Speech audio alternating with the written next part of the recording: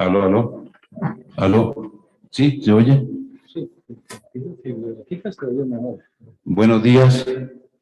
Vamos a continuar con el siguiente segmento que se denomina hematología y riñón. Tenemos el primer conferencista, el doctor César Restrepo, profesor titular de la Universidad de Caldas, internista, nefrólogo del Hospital de Caldas y presidente de Asocolnef. Doctor César, puede dar comienzo a su charla. Gracias, doctora Lana, por la presentación. Hoy vamos a tocar un tema muy importante y común en nefrología, en pacientes en atención que se llama predialítica o nefroprotección y pacientes en sala de diálisis. Arranca el tiempo.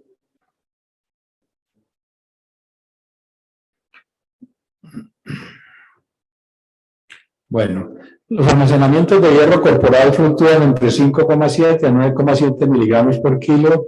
La mayoría de ese hierro está en la hemoglobina de los eritrocitos, otra porción está en la mioglobina, en los músculos, y otros en partes enzimáticas, las cuales se ha dado mucha importancia, sobre todo en cardiología recientemente. El hierro es un componente esencial del grupo M, de las moléculas que transportan oxígeno, hemoglobina y mioglobina, y es el que le da el color precisamente a la sangre y también a los músculos. De ahí que cuando ustedes ven la diferencia del contenido de hierro de la fibra de carne de res versus la carne de pollo o de pescado, ven que la de res es mucho más roja debido al alto contenido de mioglobina.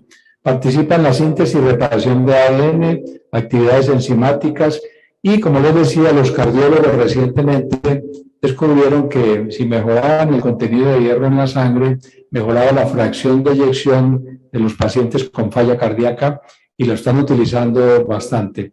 Participa en la contracción del miocardio, en la producción de neurotransmisores. La definición de anemia, tenemos dos, una es la guía CADIGO y otra la guía europea, pero en términos generales es una hemoglobina menor de 13 en hombres y menor de 12 o 12.5 mujeres. La prevalencia aumenta significativamente. Voy a moverme aquí con el cursor, ahora sí. Ustedes pueden observar en estos dos estudios cómo pacientes con estadio 1 de enfermedad renal crónica puede ser del 8.4%, pero en estadio 4 y 5 aumenta entre el 50 al 58% la prevalencia de anemia en términos generales. ¿Y cuál es la principal causa de anemia, excepto por la deficiencia de eritropoyetina? Una deficiencia absoluta de hierro, que es lo que nos toca hoy. En pacientes con enfermedad renal crónica que no están en diálisis en Estados Unidos, se ha comentado que el déficit llega a afectar al 46% de las mujeres y el 21% de los hombres, pero esas incidencias pueden ser mucho más altas en pacientes con más baja tasa de filtración glomerular, llegando al 59 y 60%. Esta gráfica, muy antigua, del 2002, nos muestra cómo la prevalencia global de deficiencia de hierro es del 40% en mujeres y del 21% de pacientes con enfermedad renal crónica, pero avanza al 59% si la tasa de filtración es menor de 59 o 60% en hombres si la tasa es menor de 20 mililitros por minuto. Y este estudio, un poco posterior, evaluó los índices de hierro en pacientes con enfermedad renal crónica estadio 3 a 5 y encontró que desde los estadios 3 ya había una marcada deficiencia de hierro y es casi igual a los estadios 4 y 5. Y este estudio europeo de manejos de pacientes que llegan a terapia dialítica, que están en controles predialíticos, muestra que solo el 40% de los pacientes que llegaron a diálisis tenían reservas adecuadas de hierro, el resto tenían deficiencia. ¿Y qué impacto tiene la anemia? Pues definitivamente los pacientes anémicos progresan más rápido a terapias dialíticas y aquellos que se les da tratamiento y se mejora la hemoglobina, se corrige la anemia, miren cómo la creatinina sérica se mantiene estable versus aquellos que no se les da tratamiento. ¿Y cuál es la etiología de la anemia ferropénica? Se divide en dos grupos. Podemos tener deficiencia absoluta de hierro o deficiencia funcional. Absoluta es cuando la cantidad de hierro en hígado, vaso y médula ósea es baja, y funcional cuando los almacenamientos corporales son adecuados, pero hay una incapacidad de mover el hierro de los sitios de almacenamiento a los sitios de eritropoyesis. Las causas de deficiencia absoluta de hierro, como lo vimos con el gastroenterólogo esta mañana, la más importante es todo hombre que tenga anemia por deficiencia de hierro. De entrada, lo primero que hay que sospechar es una pérdida de sangre por tubo digestivo. En mujeres, vía ginecológica, pero en hombre es por tubo digestivo. Una inadecuada toma de hierro, que es muy común en los pacientes con enfermedad renal crónica por el tipo de dieta que llevan, y puede haber una inadecuada absorción de hierro. Pérdida excesiva de sangre, como les decía, entonces en hombres gastrointestinales, en mujeres, principalmente la menstruación. Así que todo hombre que esté anémico, de entrada hay que hacer endoscopia digestiva alta, colonoscopia, y si no se encuentra nada de la sangre oculta en ese ser positivo, proceder con una cápsula endoscópica. La deficiencia de hierro es común por inadecuada toma debido a las dietas que utilizamos, sobre todo bajas en proteínas, y más aquellos que tienden a ser vegetarianos, en los cuales el contenido de hemoglobina es baja, aunque hay otros que sí la tienen, y la reducción en el consumo de carne, como les digo, el aumento en la carne de pollo y de pescado reduce el aporte de hierro en los pacientes. El hierro que tomamos en los alimentos requiere un pH gástrico para convertirse en hierro férrico, ferroso, pero posteriormente en el duodeno ese mismo hierro ferroso, férrico se transforma en ferroso y a través de la proteína DMTI se absorbe. En cambio, el M utiliza una vía diferente para ser absorbido. El problema con el hierro es la dispepsia que puede generar, sobre todo con los preparados con ferroso. Hoy en día tenemos preparados con hierro férrico que son mucho mejor tolerados y de mejor absorción. Y algunos de ellos tienen ventajas como captar fósforo a nivel del intestino. El problema con el déficit funcional es que los pacientes con enfermedad renal crónica se comportan en forma parecida a los pacientes inflamados y la síntesis de epsidina hepática se aumenta significativamente, bloqueando la ferroportina que es necesaria para poder trasladar el hierro absorbido en el intestino al interior de la célula epitelial y posteriormente hacia la sangre. Esa es la situación que ocurre en la enfermedad renal crónica. La clínica, ya todos estamos familiarizados con ella: palidez, queilosis, uñas en cuchara y otras que las vemos muy comúnmente en la clínica. Los estudios para el diagnóstico de anemia ferropénica o de deficiencia de hierro, aunque este es el paquete completo recomendado por CADIGO en pacientes anémicos, incluyen todos estos, pero lo que nos interesa aquí a nosotros son el hierro sérico, la saturación de transferrina, ferritina, porcentaje de glóbulos rojos hipocrómicos, contenido de hemoglobina de los reticulocitos y el receptor soluble de transferrina. En pacientes con deficiencia absoluta de hierro tendríamos anemias hipocrómicas microcíticas, aumento del ancho de distribución del glóbulo rojo, hierro sérico bajo, saturación de transferrina menor del 20%, ferritina menor de 100, porcentaje de glóbulos hipocrómicos mayor del 5% y contenido de hemoglobina de reticulocitos menor de 20 picogramos por célula. Estos dos últimos se hacen poco en la práctica clínica, pero si uno los solicita, por lo menos en el CES ya los hacen. En cambio, cuando la deficiencia es funcional, la saturación de transferrina está menor del 20%, pero la ferritina es mayor de 100. Y eso es lo que debe alertar al médico que el paciente está inflamado. Pero esas definiciones que yo le muestro aquí son un problema realmente en diversas sociedades científicas. Mire cómo la guía CADIGO, por ejemplo, utiliza un valor de 500 para considerar un paciente en diálisis como deficiente de hierro, la guía europea 300, la Asociación de Práctica Clínica de Renal de 200 y la SLAM lo tiene en un valor de 100. Y son diferentes a pacientes con enfermedad renal crónica no dialítica, ferritina menor de 30 como deficiencia absoluta, que es la misma que define la Organización Mundial de la Salud. Y las otras sí están de acuerdo en un valor menor de 100. El valor de ferritina de 100 y no de 30 se recomienda porque se considera que es un estado inflamatorio y de esa manera, si hacemos un valor de corte de mayor de 100, vamos probablemente a dar con un diagnóstico más fácilmente. Y estos, como les digo, son otros tipos de forma de determinarlo. Cuanto al tratamiento. La guía CADIGO establece también que no debemos de utilizar eritropoyetina en pacientes anémicos con enfermedad renal crónica hasta que no se descarten otras causas. A mí me impresiona ver pacientes que me llegan a la consulta que han salido de hospitalización recibiendo eritropoyetina 4.000 unidades 3 veces por semana, subcutáneo, y cuando reviso la historia de hospitalización, por ninguna parte encuentro la determinación del hierro, ni de ácido fólico, ni vitamina B12, ni paratormona. Es decir, de entrada consideran que es una anemia por deficiencia de eritropoyetina. Eso no debería de ser así. En la práctica clínica, en mi consulta, donde tengo un programa grande de seguimiento de pacientes con enfermedad renal crónica sin diálisis, todos los pacientes tienen perfil de hierro, de ácido fólico, vitamina B12, paratormona y otras cosas más que pido, y por eso soy un nefrólogo muy costoso para las EPS. No les interesa contratar con el hospital porque salen muy costosos los exámenes que pedimos, pero o hago una buena medicina, una buena nefrología, o más bien no la hago. Entonces, la decisión de empezar la eritropoyetina debe de ser individualizada, apoyándose primero en la respuesta a la terapia con hierro, siempre y cuando sea necesaria. El hierro igual tiene un problema, muchos inconvenientes, de baja tolerancia, genera muchos efectos colaterales, gastrointestinales, constipación, náusea y al revés, algunos diarrea. La absorción es baja debido a que estos pacientes se comportan como si fueran inflamados con altos niveles de hepcidina, la cual internaliza la ferroportina de los enterocitos, y hay muchos pacientes que consumen medicamentos que afectan la absorción del hierro, sobre todo los que afectan el pH gástrico, como los inhibidores de bomba de protones y los captores de fósforo intestinal, como el carbonato de calcio. Esto es lo que ocurre.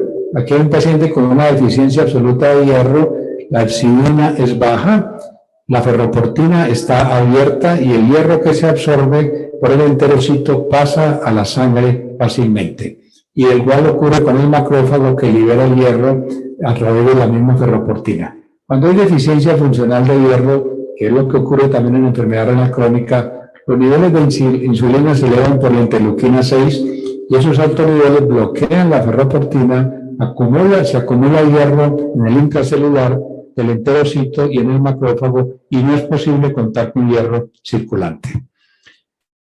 En las diversas terapias que existen para el manejo con vía oral de la deficiencia de hierro, aquí tenemos este artículo muy reciente, de este mes de hecho, los diversos preparados, sulfato ferroso, gluconato, citrato, maltol y otros hierros que no conozco, pero mire, comparado con el más barato de 10.8, tenemos algunos con $7.200 para tratamiento, es una cifra horrible. El sulfato ferroso, el problema es que hay que utilizarlo a una dosis de hierro elemental de 200 miligramos al día, lo que implica tomar 3 píldoras de 325 miligramos. Cada píldora aporta solo 65 miligramos de hierro elemental. Hay que tomárselo con el estómago vacío, peor. ¿Quién tolera un hierro con un estómago vacío? Pues que supuestamente el pH ácido es con el que más se absorbe, entonces es complicado tomar sulfato ferroso. Los ancianos sí lo toleran mejor, ellos no tienen tanto problema de acidez, pero los pacientes con enfermedad renal crónica tienen mucho problema de dispepsia y en ellos es difícil lograr una buena tolerancia. Algunos alimentos como el café, té, vino, fibras, yema de huevo salvado y los lácteos reducen la absorción de hierro, mientras los cítricos la aumentan. El citrato férrico es un preparado que fue diseñado con un doble propósito y es como captor intestinal de fósforo y también tiene una muy buena absorción, logra una absorción de hierro. Esta es la forma comercial. Igual ocurre con el oxidróxido sucroférrico, que tiene ese efecto igual. Aquí tenemos un metaanálisis reciente de citrato férrico que nos muestra, veamos en esta gráfica que no está muy buena hacia la izquierda, que está a favor de la intervención, de que sí logra bajar el fósforo y que aquí hacia la derecha eleva la ferritina de los pacientes. Y este otro estudio publicado recientemente también hecho en España, en el cual evaluó el Belforo, que es el oxidróxido sucroférrico, también tiene la capacidad en una población de 220 pacientes en España de disminuir el fósforo sérico, aquí lo vemos, mire el fósforo, porcentaje de pacientes con variación significativa en el fósforo llega al 45% con el oxidróxido sucroférrico, y la ferritina no se modificó mucho, pero la saturación de transferrina sí cambió, del 27 al 29%, así que es una alternativa, es un producto que se puede masticar, que es una ventaja muy grande. Yo tuve la oportunidad en España de probarlo y me gustó, sabe bueno. Hay otros preparados como el sucrosomal y el maltol que son bastante costosos y veremos que sean más baratos para poderlos utilizar. Por lo tanto, la mejor alternativa, en mi opinión, es el hierro parenteral. Estas preparaciones, hoy en día las que hay, generan menos reacciones anafilácticas. Las antiguas, como el destrano, generaban muchas reacciones anafilácticas. Tienen un centro de hierro encapsulado en un caparazón de carbohidratos, lo cual retrasa su liberación. A mayor tamaño del caparazón y del hierro, más tolerado es el producto, tiene una vida media mayor. Se puede infundir el medicamento y su estabilidad depende del caparazón. Para el hierro sacarosa, la dosis máxima recomendada es de 100 miligramos, pero la estabilidad es mayor con otros productos. Entonces, esta es la forma como viene el centro de hierro y el caparazón de carbohidratos. Cuando lo tomamos y lo inyectamos en infusión, él rápidamente se va al plasma y no está libre el hierro solo, y es captado por el sistema reticuloendotelial que le quita, ahora sí, el caparazón al hierro, lo pueden mandar a almacenar como ferritina o lo puede liberar al sistema sanguíneo para entregarlo a la transferrina que lo lleva a la síntesis de hemoglobina. Si miramos diversos productos de acuerdo al tamaño molecular, vemos que el hierro gluconato rápidamente produce hierro libre, o sea, este que está aquí, rápidamente se libera y es lo que genera los efectos colaterales marcados como hipotensión y reacciones anafilácticas. Por eso no son productos muy recomendados hoy en día. La tasa de liberación del hierro entonces depende del peso molecular y cuando se libera gran cantidad de hierro se induce estrés oxidativo, promueve el sobrecrecimiento bacteriano, disminuye la función fagocitaria de los neutrófilos, hay reacciones de hipersensibilidad. Estos preparados, además los de bajo peso molecular, tienen una vida media muy corta y requieren administración de múltiples dosis, casi siempre día por medio, para ser efectivos. Aquí tenemos los diversos tamaños molecular de los hierros comercializados y vemos cómo el hierro de sucrosa y el gluconato tienen muy bajo tamaño molecular comparado, por ejemplo, con el hierro carboximaltosa. Y aquí tenemos la cinética de eliminación, nos muestra cómo rápidamente disminuyen los niveles séricos, por eso hay que administrarlo cada 48 horas para colocar la dosis total. Aquí tenemos el hierro sacarosa, la dosis máxima recomendada es de 200, del gluconato 125, y hay que colocarlo 3 veces por semana, comparado con el carboximaltosa de 1000 miligramos para administrar cada semana, con 2 dosis es suficiente. Uno de los problemas con estos productos nuevos, como terapias emergentes, es que algunos pueden producir hipofosfatemia, ya lo vamos a mirar. La ventaja de los nuevos preparados, menor número de aplicaciones, menor tiempo de aplicación, solo requieren 15 minutos. En cambio, el hierro sacarosa requiere todo el tiempo de diálisis, 3 a 4 horas, que es el mismo tiempo el paciente en diálisis peritoneal, tiene mayor vida media, menores reacciones de hipersensibilidad y persisten mucho más en el tiempo, ya lo vamos a ver también. Desventajas: hipofosfatemia, osteomalacia, fracturas patológicas, y obviamente cuando cada vez que yo hago una fórmula de hierro carboximaltosa, la EPS brinca porque dice que la fórmula vale cerca de 3 millones de pesos, ya que estamos hablando de alrededor de $600. Bueno. Aquí están los pros y los contras de cada uno de ellos. Para el que quiera, con mucho gusto le paso esta conferencia. El hierro sacarosa, la recomendación es de 100 miligramos intravenosos 1 a 3 veces por semana en pacientes en hemodiálisis, que es muy fácil de aplicar, pero en pacientes ambulatorios es un problema. Hay que citar al paciente, en diálisis peritoneal. Por eso nosotros hicimos este trabajo ya hace algunos años. En el 2007 evaluamos pacientes con enfermedad renal crónica estadio 4 y 5, mayores de 18 años, y les aplicamos hierro sacarosa en dosis de 100, 200 y 300 miligramos indudablemente tomamos un riesgo porque aplicar esta dosis tan alta de 300 miligramos no había sido previamente documentada. Los pacientes en hemodiálisis era muy fácil aplicarlos durante la diálisis. Los que estaban en diálisis peritoneal los citábamos y colocamos 1.267 dosis de hierro sacarosa. Este es el cálculo del déficit de hierro.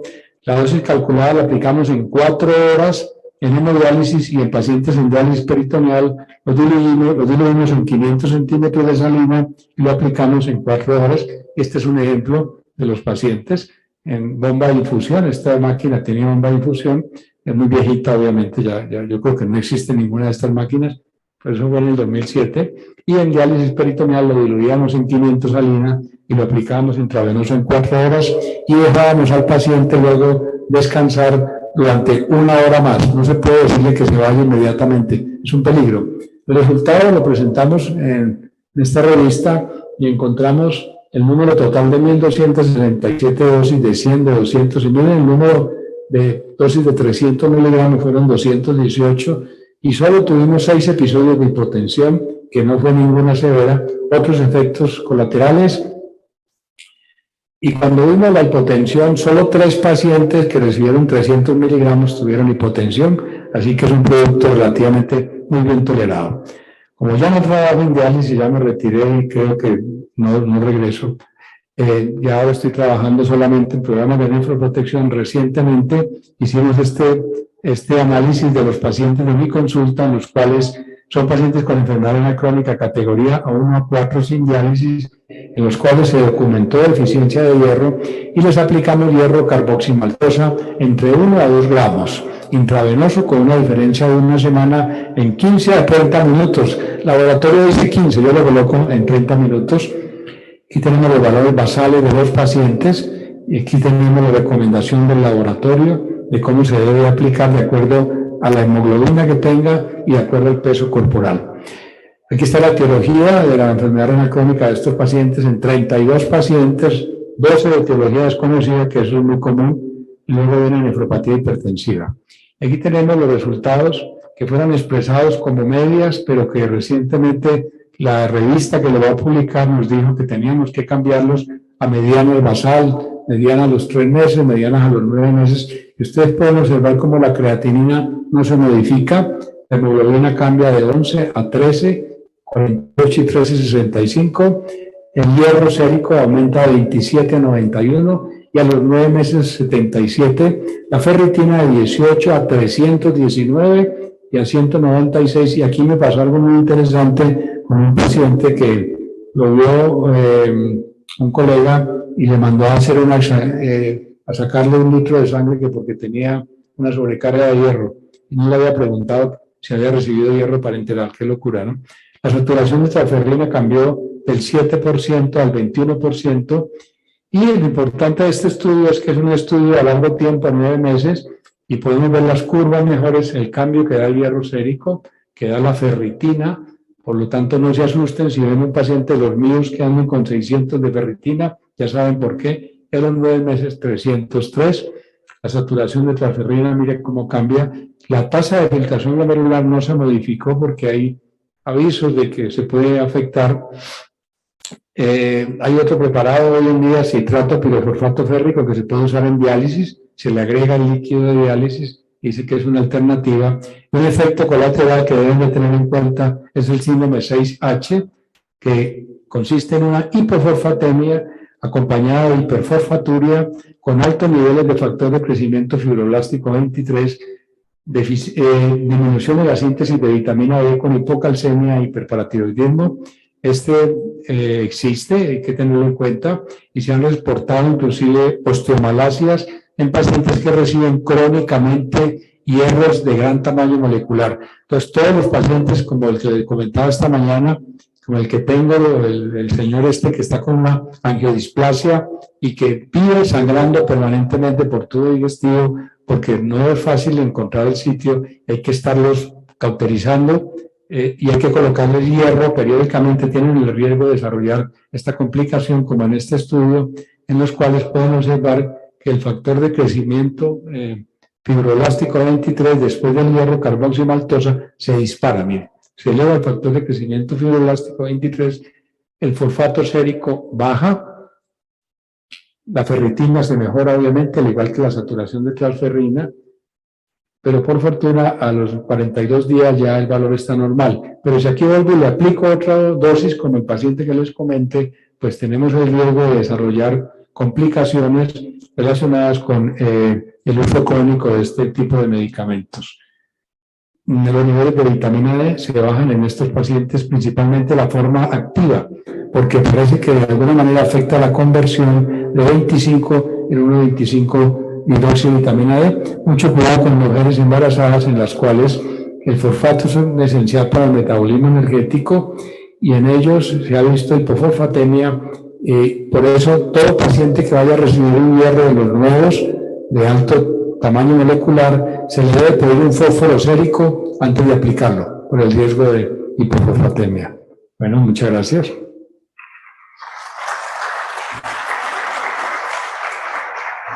Muy amable doctor Restrepo por su excelente conferencia y nos queda un tiempito para al final utilizarlo